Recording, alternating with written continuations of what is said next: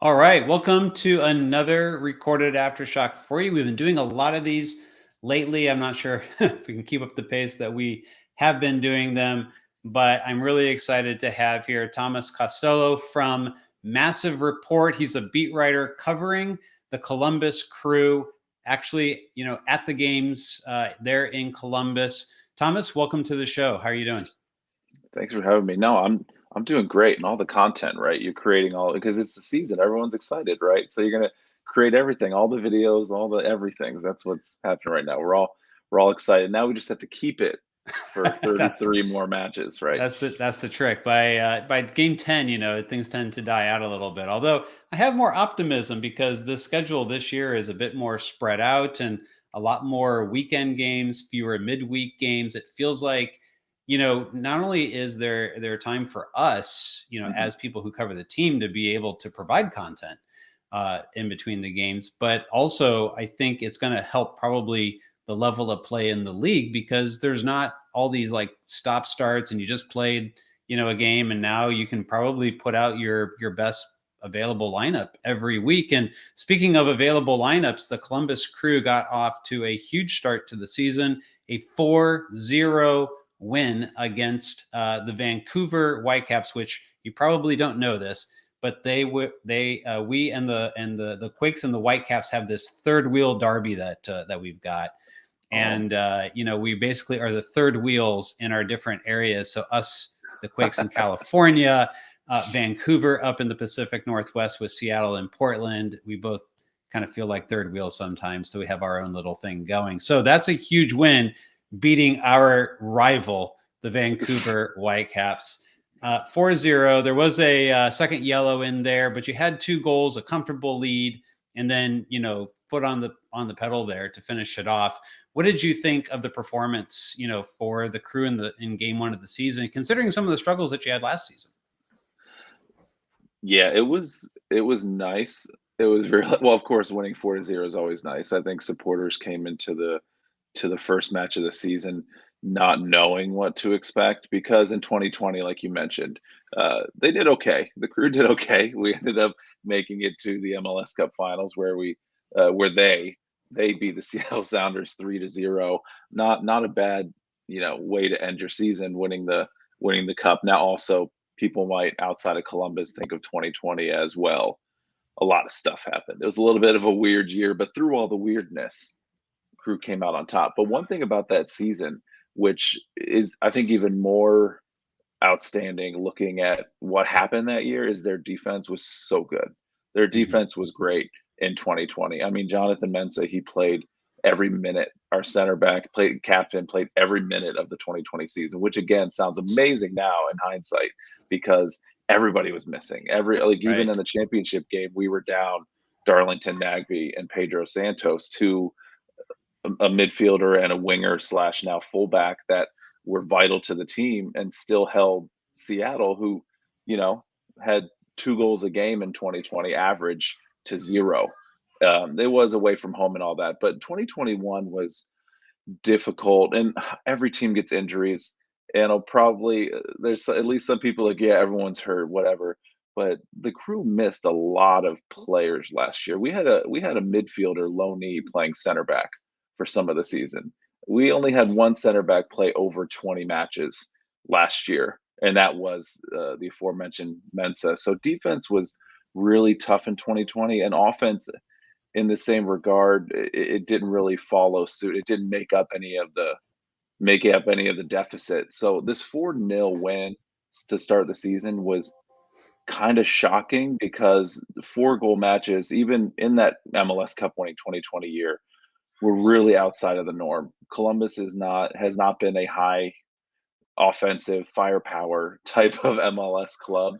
It's started kind of in the back and having strong defense. So getting a clean sheet and scoring 4 goals, it was pretty great. But coming into it, Caleb Porter days before was like, this is a team that's going to grind out wins. It's going to be one, maybe 2 goals a game. It's going to be close contests.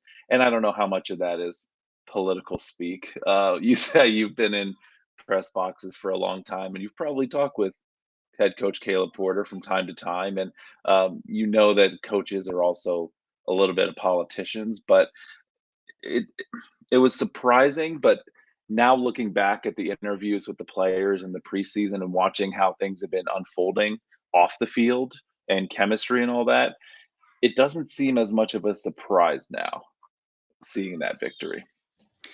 Thank you for keeping things rolling there because I was definitely having some choppiness on my side. So yeah, it's quite interesting what the crew have gone through. I think everyone in San Jose, particularly, can empathize with everything that happened around the whole Save the Crew, movement. Saved the crew, obviously, in the end there, and the Quakes, lost their team to Houston, and before they were able to get it back. But I think in San Jose, there's always been a lot of hey, we got the Crews back. They're almost like a sister city to us when it comes to MLS because of what you've gone through. In fact, Elliot shared a photo with me before the call here about Elliot McKinley. For anyone who doesn't know, is someone I work with at American Soccer Analysis, and that we had rivalry week. What was it, back in like 2019 or something like that, where they couldn't figure out teams for the Earthquakes and It Columbus might have to been play at it was rivalry before week. Cincinnati. It was It must before have been before Cincinnati joined the Cincinnati. league. So So what, apparently that 2018, we were 2017? like, Yeah. heated rivals back then. Who knew? And there was actually a pretty funny banner, a tifo done by one of your supporters groups that showed that, which is a lot of fun. Well, now we have a chance to get this rivalry back again, and I'm sure it has not lost any steam. It's going to be exciting this weekend. Local time for us, it's 2:30 start time, which is a little bit strange. Honestly, they always like to stick the West Coast games, I think, in those later time slots so they can kind of roll things through the schedule a little bit more. So back-to-back weeks, afternoon games. This one, obviously, against the Columbus Crew, another Eastern Conference opponent. For the Earthquakes and for the Crew, a second straight Western Conference opponent. So it's a little bit interesting as well. What do you think about this, opportunity to play more games now, finally, against the other conferences? And you mentioned 2020 and the weirdness around it. One of the things was always playing the same 6 or 7 teams in your vicinity, over and over again throughout the season until you got to the playoffs, at least. It's definitely getting back to normal from a schedule perspective.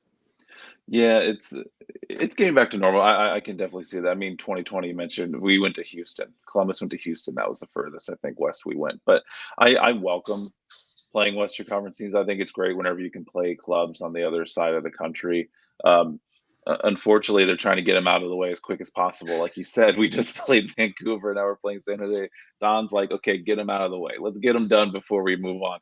I I wish that we could, because you mentioned Save the Crew and that connection between San Jose and here in Columbus. It's definitely, you can feel the love from folks out in California, and a lot of supporters groups, came to the aid of Crew supporters, at least online and socially, and some folks even making Right. their own banners and stuff. But I think that, I bet you yeah, got a lot of donations out of San Jose back in the day too. I bet. maybe And no when one they let had me those see the donations and financials. such. I can't see the financials, but yeah, a lot of folks from around the country were giving to it. I wish that we played more Western Conference teams. I wish that the Crew could play Austin every year, because I know some Crew folks who listen to this might not think that Austin's a rival, but I am not one of those people. I think I that, was gonna say, like, they almost, besides Cincinnati, should be number one on the list, right? yeah, I think Cincinnati is the foregone number one rival there. But and also, no offense to San Jose, you're up there too as a rival. Yeah, But that's right. Rivalry I think, week. yes, I think Columbus and Austin need to be playing more often. But I also think that maybe they're going to wait a couple years to let that happen, just to see if there's any kind of calming down of people over the next few years. But I fully welcome in a league where they've spent years creating rivalries. Like, we Right. have a rivalry with Toronto based on a flower. because both of our cities have a trillium flower. That's how rivalries have been made. This is It's a this is fresh natural out of the rivalry. oven, an actual rivalry, something delicious that people can sink their teeth into. So I want more Western Conference games.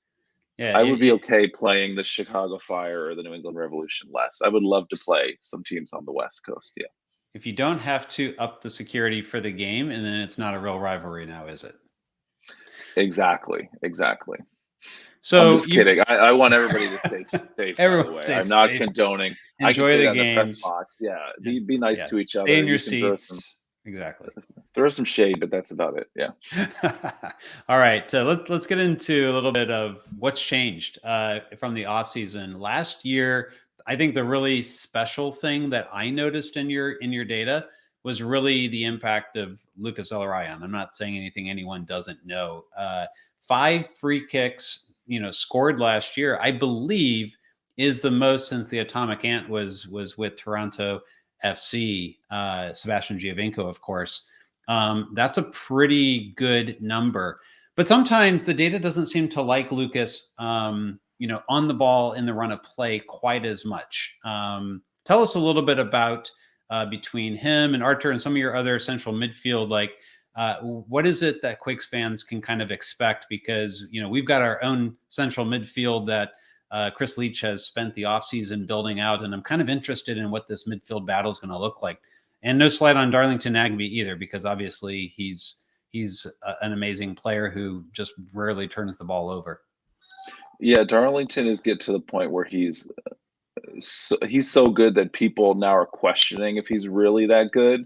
He makes what 95% of his passes, It's and crazy. he moves the ball down the field.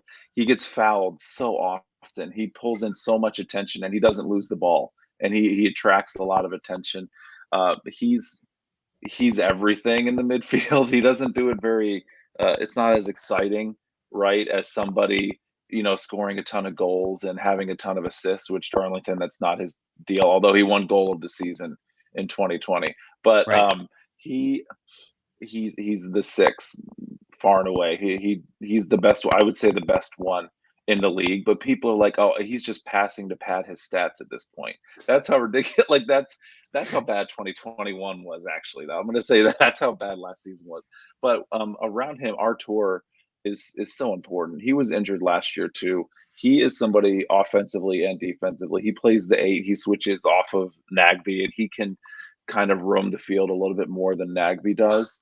And he missed with a hip injury and back injury over the last couple of seasons. He's missed a lot of time, but he came back on Saturday and started it. And there are videos of it now. Outside of data, just emotionally, he had never played in the new stadium. We just opened a new stadium in July Oh of wow, right. 2021, and he had never played in it. He had been in the supporter section. He had watched matches from from the stands, but he had never played on the field. And during the national anthem and pregame festivities, there's video of him just like he's crying, Hmm. ready to play. Like that's how much it kind of means to him on the field, and he delivered it. He does a lot to connect the play, and he will run back on defense, move forward on offense, while Nagbe kind of roams the middle and moves the ball where it needs to go. But we didn't have that last year. Nagbe was healthy. He played the most matches for the Crew last year, but Artur was out. We were switching midfielders constantly until Marlon Hairston filled in towards the end, and he kind of stuck in that role. But Zelarayan, like you said, it might not jump off on the stat sheets. Highlights, yeah, he's great. He has these free kick goals, a couple against New York City last year.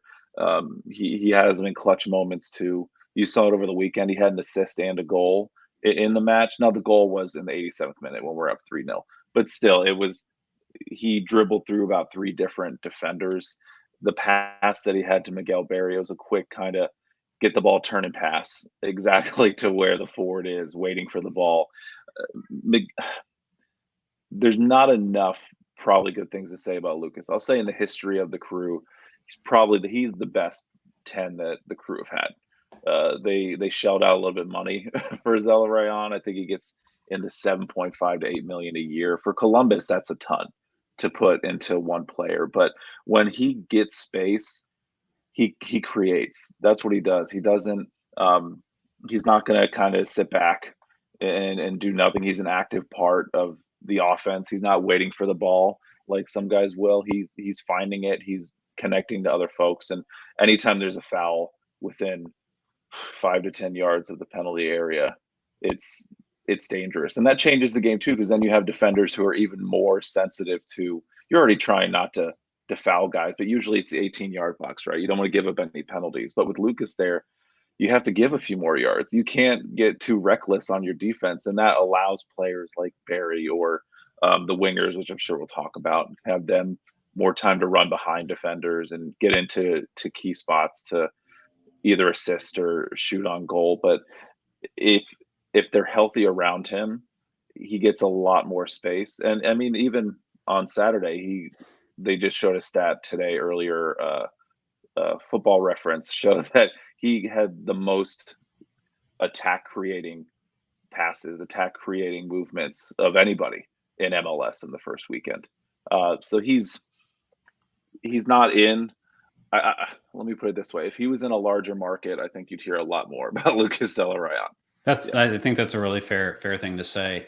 Now, last week, I don't know if you caught the San Jose game, but let me just lay a couple things out for you here. So you probably already know about San Jose's man marking. In fact, one of the things that we point back to as analysts of the Earthquakes is the game that Caleb Porter, schemed against Matias Almeida in San Jose. Last time the two teams met in San Jose, I believe, it was a 1-1 draw. But what was really interesting about that game is how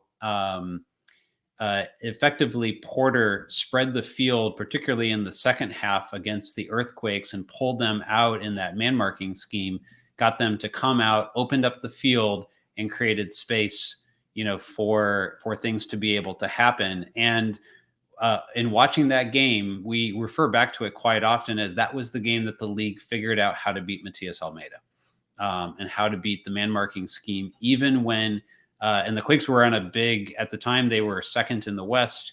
They were on a huge run. I think they had won something like 7 straight. Everything was looking up for the Matias Almeida experiment. And then after that, the whole thing took a huge hit. The Quakes barely missed the playoffs, losing several games straight. And it was the beginning, kind of the end of the 2019 playoff run for the team.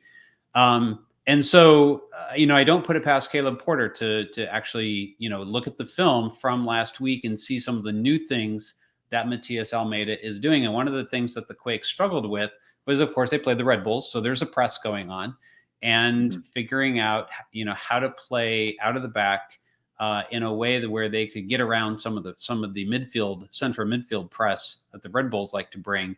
And kind of play around that. They pushed their center backs up high to the outsides, and did some different things that were a bit unique. And I think a lot of us were quite critical of after the game as being like overly complicated. In fact, MLSsoccer.com, I don't know if you caught the power rankings. They actually said soccer shouldn't be this complicated. That was their single line comment about the Quakes last week. So there was a lot going on. And I imagine that Caleb Porter is going to be the kind of coach who's going to look at that and try to come up with a pressing mechanism. And it looked like you were pressing also against Vancouver last week pretty effectively early in the game. Those 2 early goals, I believe at least one of those came off of a mistake that they made trying to play out from the press. So for me, I'm kind of looking at this matchup going like potentially more of the same. But what's interesting about the Crew in 2021 was that you had one of the lowest numbers of possessions in a game in MLS. In fact, I think you may have been last or next to last, which is an indicator that you play these games where you try to hold the ball and move it in different ways. And I think that fits very well in Porter's typical 4-2-3-1. So those two things, don't necessarily look like the same thing. One high pressing and trying to attack very quickly after winning the ball if the press is effective. The other being like holding onto the ball and moving it and kind of controlling the game. If you had to guess about how Caleb Porter is going to approach the uniqueness of the Earthquakes, what would you think Caleb Porter is going to do and set up, and who should Quakes fans, keep an eye on outside of the central midfielders that we talked about? I think when you talk about press, the one way to get Caleb Porter talking a lot in a press conference is bring up tactics, because then he'll go to town, and I think that's his favorite topic. Somebody asked him about a high press, and he responded last week in midweek media availability about how he doesn't like the phrase high press, and he's talking about a press is a press, and he's breaking it down from every direction. All year coming into this season, into this preseason, excuse me. Tactically, he's talked about flexibility. He's talking about wanting to be confusing to other people. Just today in media availability, he said it might look a lot like last week, but there are going to be changes that might not be noticeable right away. So I think that press is still going to happen, and I think since it's away from home, it might look a little bit more defensive, because he has talked about, okay, when we're away from home, maybe we have to calm down a little bit, because they have the home fans. This is the opening match for San Jose, right? Or at least home match, right? No, they actually play the Red Bulls at home, lost at home 3-1. Okay. Oh, okay. Yeah. Oh, nice.